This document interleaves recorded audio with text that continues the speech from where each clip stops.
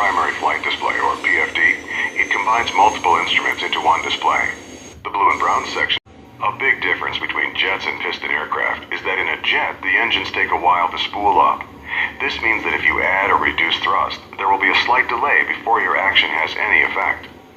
This fact, combined with the jet's higher speed, means that you need to plan ahead. World Travel 221, back into position and hold. Position and hold. World Travel 221. Jets have flaps just like piston aircraft. They're used during takeoff and landing to increase both lift and drag. Lower the flaps to 20 degrees for takeoff now by pressing the F7 key 3 times. You can see the flap indicator on the ICAS. Orbit 526, full short, runway 6 right. We'll hold short 6 right, orbit 526. Okay, follow the 737 ahead of us, but hold short of the runway. Release the brakes by pressing the period key and apply some thrust to get us going.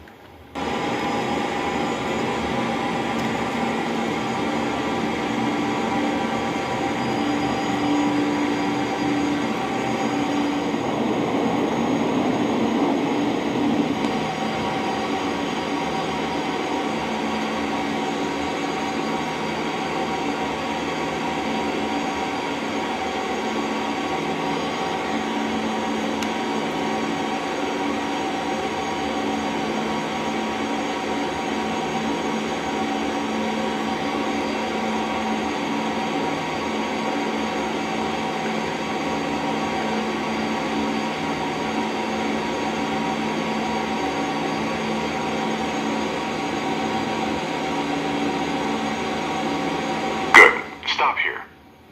One last thing. During the takeoff roll, I'll call out 4 speeds. When I call 80 knots, glance at your airspeed tape to verify it's moving and indicating approximately the same speed as mine. When I call V1, it means we're at the speed where we're committed to taking off because there isn't enough runway to stop at that point. When I say rotate, gently pull back on the stick and rotate the nose into the air. Finally, I'll call V2 when we reach the minimum safety speed at which we can safely climb on just one engine if there's a failure.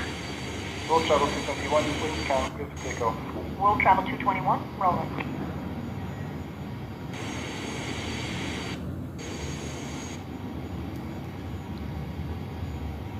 Orbit 526, taxi into position and hold. Position and hold, orbit 526. Okay, we're cleared to taxi onto the runway, but not to take off yet. Taxi ahead and turn right onto the runway. Stop once you're on the runway and lined up with the center line.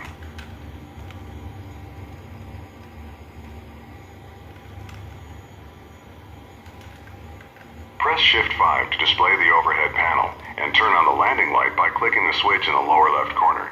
Then press Shift 5 again to close the overhead. Before we take off, let's review exactly what will happen. You'll control the aircraft, I'll handle the radios. I'll call out 80 knots, V1, rotate, and V2. When I say rotate, gently pull back on the stick to raise the nose to 15 degrees nose up on the primary flight display. I'll tell you to retract the landing gear once we're climbing. Once we reach 1,000 feet above the runway, I'll tell you to pitch down to 10 degrees nose up and to raise the flaps so we can accelerate. Our initial climb will be to our cruise altitude of 6,000 feet, and the departure controller will probably tell us to make a left turn to the west. I'll let you know when to turn. Orbit 526, winds are calm, runway 6 right, clear for takeoff. Cleared for takeoff, orbit 526. All right, we're cleared to go. When you're ready, use the throttle lever on your joystick or press the F3 key to add thrust. Start with 50% N1.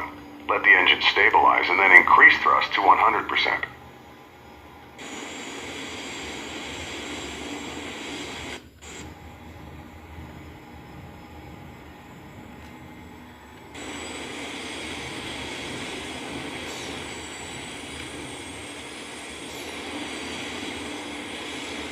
Knots. V1. Rotate. Slowly pitch up to 15 degrees. V's up on the primary flight display and raise the flaps. Reduce thrust to about 80% N1 to keep our speed below 250 knots. Climb and maintain 6,000 feet. Edinburgh departure, orbit 526 with you, climbing to 6,000. Orbit 526, roger. Orbit 526, turn left, heading 270. Left to 270, orbit 526. Okay, it's time for the turn. Make a nice easy left turn until our heading is 270 degrees. That's due west. Level off at 6,000 feet and reduce thrust to about 60% N1. That should give us about 250 knots.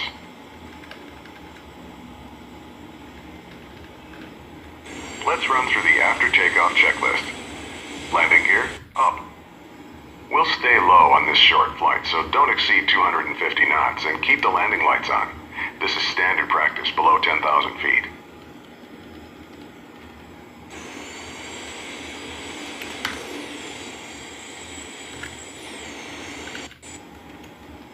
Flaps, up. Orbit 526, resume own navigation. Don't exceed 250 knots below 10,000 feet. Thrust set to 80% N1 for the climb. After takeoff checklist complete. Resume own navigation, orbit 526. Alright, we've been told to resume our own navigation. This means the controller will no longer be giving us vectors, and we should follow our filed flight plan. We're above our assigned altitude. Descend to 6,000 feet. Our flight plan route takes us to a point that will line us up for an approach to Glasgow's runway 23, which is currently the active runway. You can use the mission compass to navigate to that point, or you can follow our flight plan on the map page of the navigation display. The pink line on the screen is the path we should be following.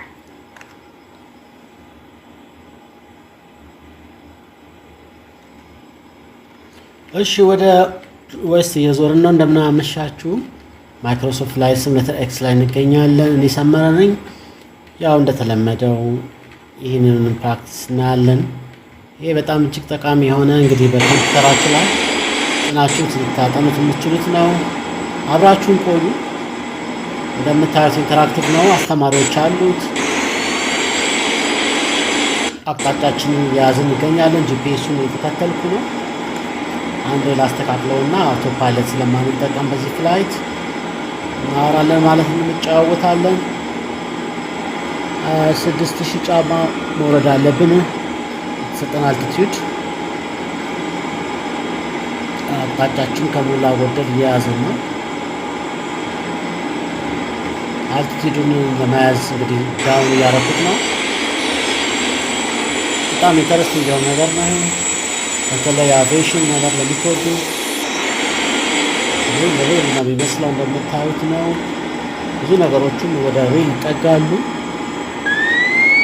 ኦቨር ስፒድ እያለኝ ነው ጋይስ። ኦቨር ስፒዱን አፍንጫውን ትንሽ ቀና አድርጌ እንጂውን ቀንሰዋለሁ።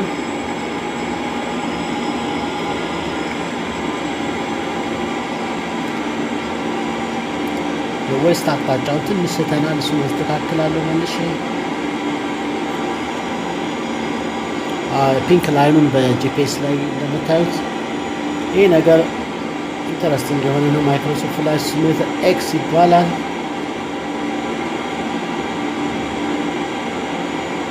አሁን ሴንተር ላይ አድርጌዋለሁ፣ ግን አልቲቲዩዳችን 8000 በላይ ነው እና እንወርዳለን መልሰን። አፍንጫውን ቀንስ ዳይቭ አደርገዋለሁ፣ ወደዚህ ከተዋለሁ ማለት ነው። ወደ ብሉ መስመር ወደ ቡኒ መስመር ከተዋለሁ። ጂፒኤሳችን ላይ ስንመለከት ይህን ይመስላል። እየደረስን ነው። አጭር ፍላይት ነው።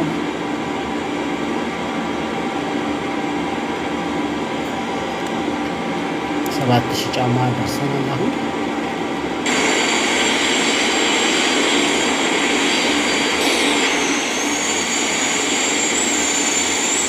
ሲአርጂ የምትባለዋን ሪጂናል ጄት ነው የያዝነው ማለት ነው።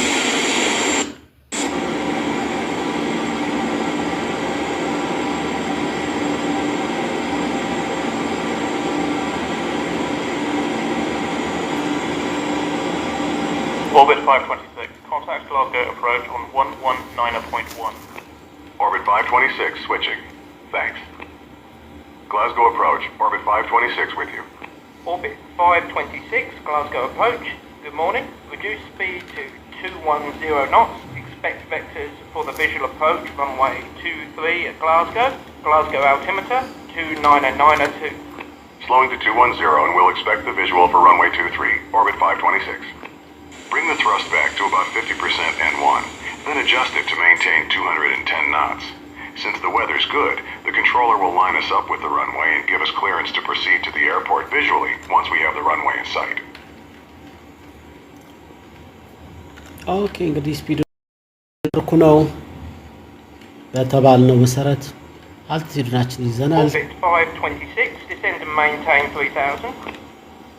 Descend and maintain 3000, orbit 526. ዲሰንድ እንድናደርግ ተፈቅዷል። Okay, we've got clearance to descend to 3000 feet. Reduce thrust to idle and gently push forward on the stick to take us down. Pitch to about 7 degrees nose down to maintain 210 knots as we descend. ዲሰንድ ማድረግ ጀምረናል።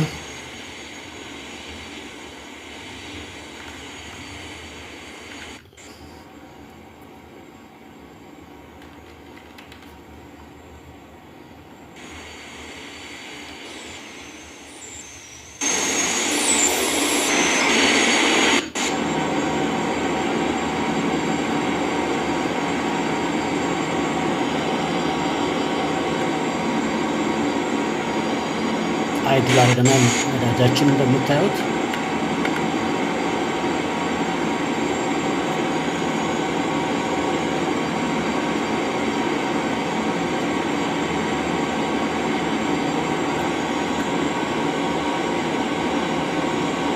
አስር ማይል ነው የሚቀረን እንደምታዩት እየወረድን ነው።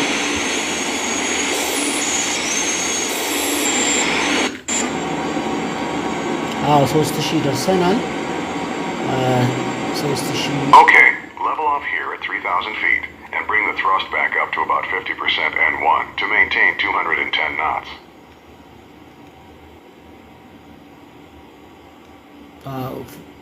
አይድል የነበረው ወደ 50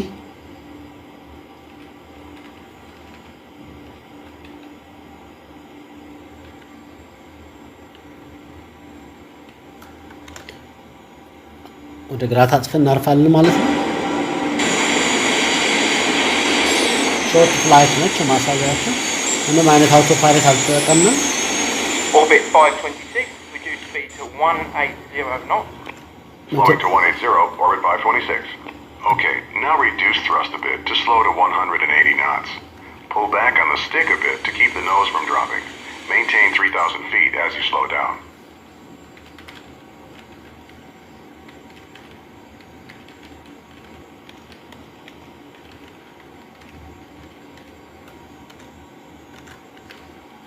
ዋን 80 አድርገው ብለውኛል። እሺ ወደ 180 ሄዳለሁ።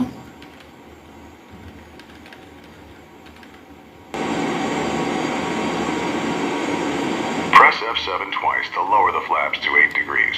The flaps will slow us down, so bring the thrust back up to about 60% N1 so we maintain 180 knots. ፍላፕ ስናደርግበት 180 ላይ ነው ያለው ስፒድ እንደምታዩት። ትንሽ ነዳጅ ስጠው ብሎኛል። እዛው ላይ ኪፕ እንዲያደርገን በ3000 ጫማ ላይ ማለት ነው። አዎ የደረስን ነው እዚህ ጋር ያው ወደ ኤርፖርት እንደምታዩት 180 ትንሽ ወረድ ብሏል። ነዳጁን ከፍ አደርገዋለሁ። Orbit 526, turn left heading 230, vectors for the visual approach runway 23, report the runway in sight. Left to 230, looking for the runway, orbit 526. Here we go. Turn left to 230 degrees. We should see the runway straight ahead once we roll out. አውራኑን አይቼዋለሁ። Okay, I see the runway. Approach, orbit 526 has the runway in sight. Orbit 526, cleared visual approach runway 23. Cleared for the visual, orbit 526. Reduce thrust to idle and begin descending towards the runway. Lower the landing gear by pressing G and lower full flaps as we slow down. Press F7 3 times. Gear down. አድርጌያለሁ። ፍላፕ In a large aircraft like this, the speed you land at changes depending on how heavy you are. At our current weight, our final approach speed will be 130 knots. Adjust thrust to maintain 130 knots as we descend toward the runway. አሁን ዲሰንድ እያደረግን ወደ ራንዌው ስፒድ እየቀነስኩ ነው። ጌር ዳውን ፍላፕ 45 እንደምታዩት ራንዌው ይታያል። ስፒዲ ከ160 እየወረደ ነው። ትንሽ አወራረዱን ቀና ካረኩት ወደ 130ም ይወርዳል ማለት ነው። 140 አካባቢ ነው ስፒድ እንደምታዩት።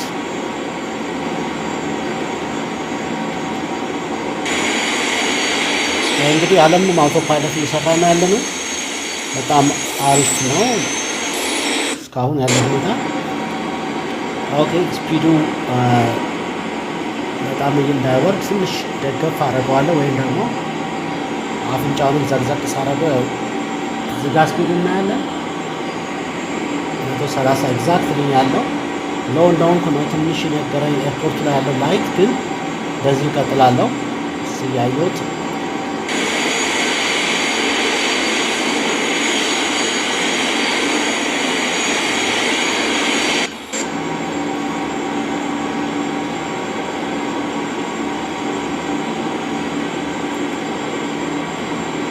ደርሰናል። Orbit 526, contact tower on 118.8.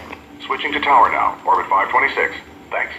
Glasgow Tower, Orbit 526 with you on the visual approach for runway 23.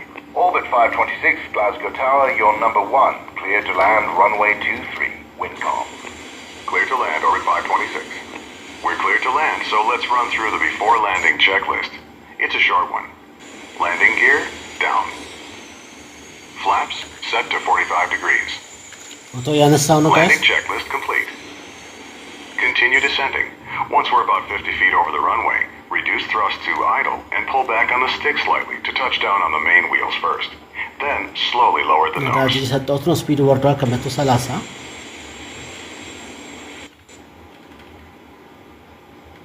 አፍንጫው ማውረድ አለብኝ።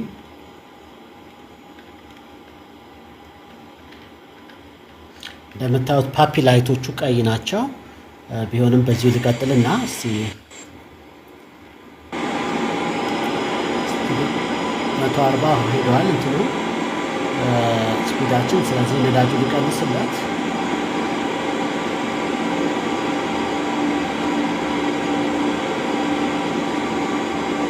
ከውስጥ የሚመስላል በስራ እንዲመችን ከዚህ አቅጣጫ ብናይ የተሻለ ነው።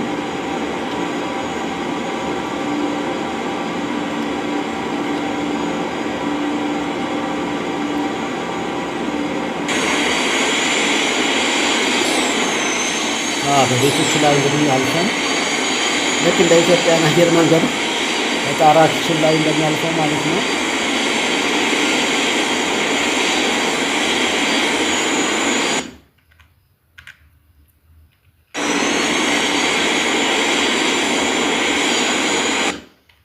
ምንድነው እዚህ ጋር እንትን አልታዘዝ ያለኝ ምንድነው መሪው ትንሽ ያለው ጋይስ ያ ኦቨር ኮንትሮሊንግ እያለኝ ነው እንግዲህ አልታዘዝ እያለኝ ነው እንትኑ ለምን እንደሆነ አላወኩም። እስቲ የማይሆን ነገር ነክቼ ነው ጋይስ። የማይሆን ነገር አውቶ ፓይለቱን ነክቼ ነው ይቅርታ፣ ግን መልሼዋለሁ። በከሞላ ጎደል እናርፋለን በጥሩ ሁኔታ።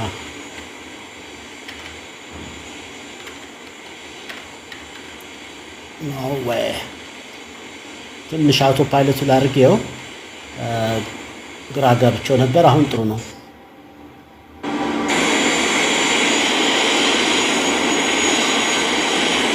ያው እንደምታዩት በሚያምር ሁኔታ ያረፍን ነው።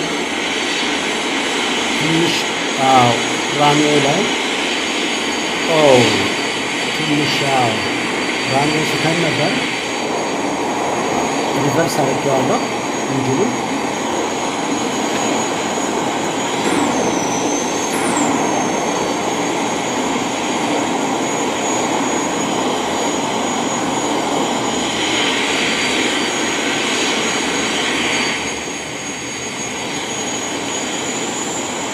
Nice landing. Orbit 526, turn left next taxiway and contact ground on 121.7. Ground taxi እናናግራለን። Orbit 526. Turn left on the next taxiway. Once you're clear of the runway, stop, Retract the flaps and turn off the landing lights.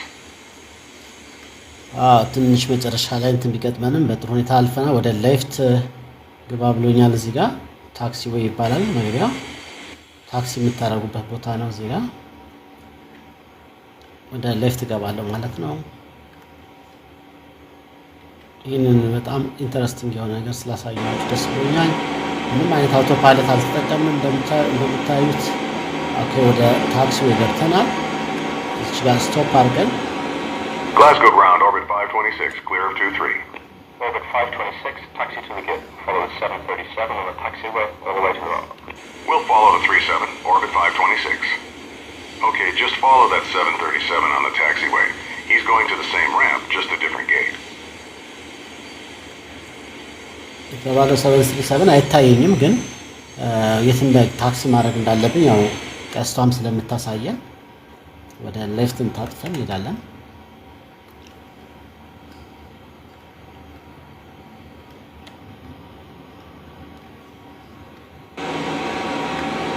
ቦታችን አውቀናል። 737 አይቼዋለሁ።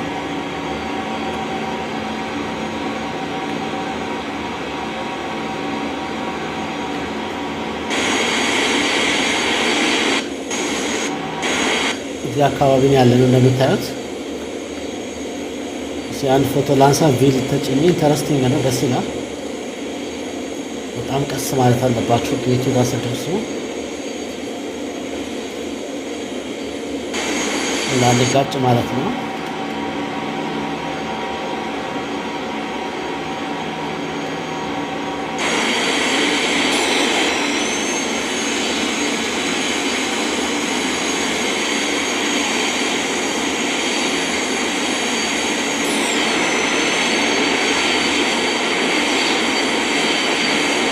ያው መሬት ላይ ካረፋችሁ በኋላ እንግዲህ በመሪ ሳይሆን ስታበሩበት በነበረው ሳይሆን እዚህ ታች ፔዳሎቹ ላይ ነው የምትጫወቱት።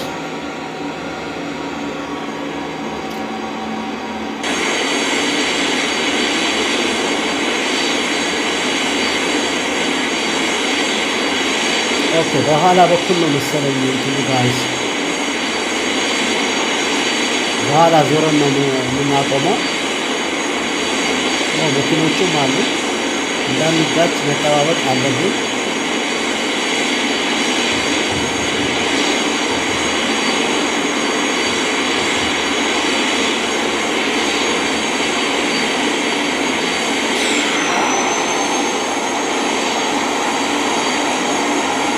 እንደምታዩት እውነተኛው ዓለም ነው የሚመስለው።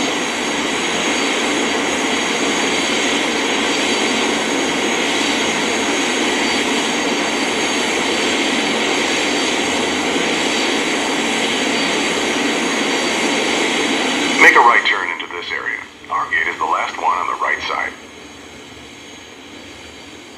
እዚህ ጋር ወደ ቀኝ ታጠፍ ነው የሚለኝ።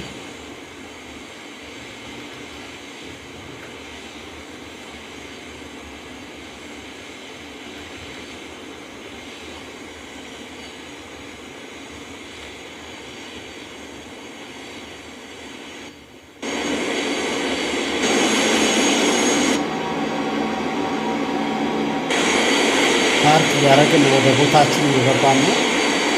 እስቲ ፎቶ እንነሳ ጋይስ። በጣም የሚገርም እነዚህ ፍላይት ነው ያደረጉት። ቪው በመጫን ፎቶ ማንሳት ይቻላል።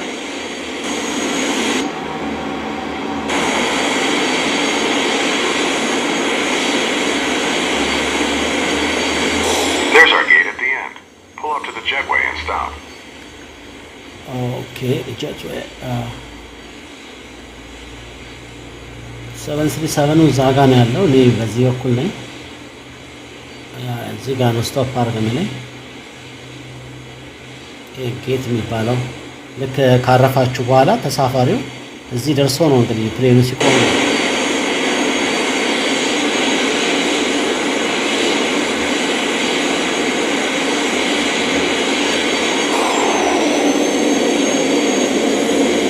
ቦታችን የያዙልን በመታየት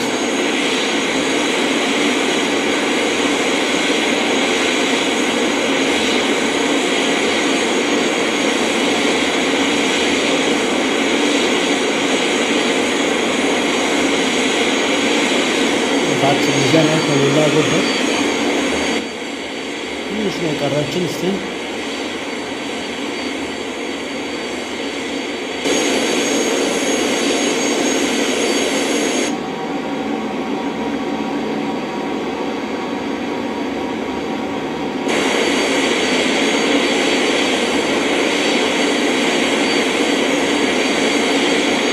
ከተጋጨን ደግሞ ሚሽን ፌል ይለናል።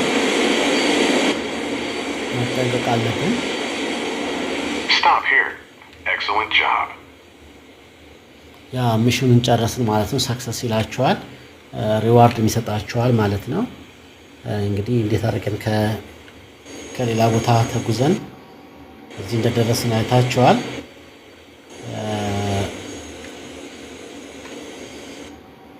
ይህን ይመስላል የዛሬው እንግዲህ እንትናችን። ይህ ፍላይት ሲሙሌተር እንግዲህ ተምራችሁ ፕራክቲስ አድርጋችሁ እንደዚህ ራሳችሁ ማየት መፈተን በምሽት ትችላላችሁ ማለት ነው። ከጌት አንስተን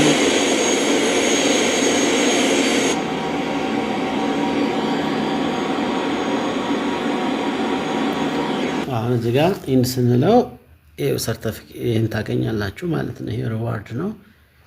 earned for mastering mission tutorial 8 ይላል። ኢንድ ሚሽን ብንለው ወይም ኮንቲኒው ፍላይንግ ብለን ዞርን ምን ተነስተን መብረር እንችላለን።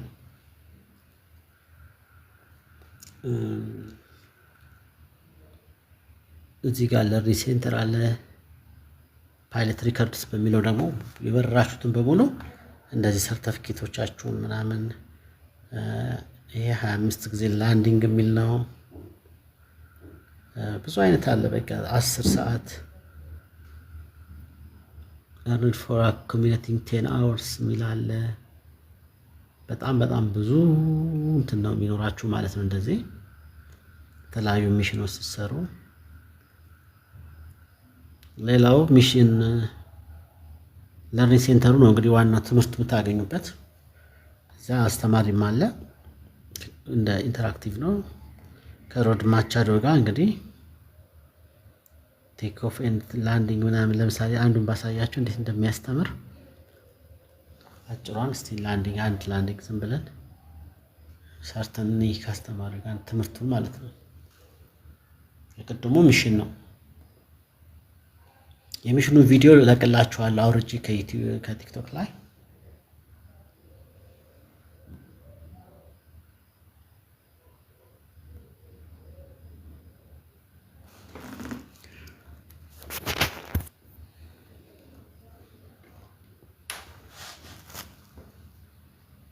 አሳይቻችሁ ዛሬ ቆይታችን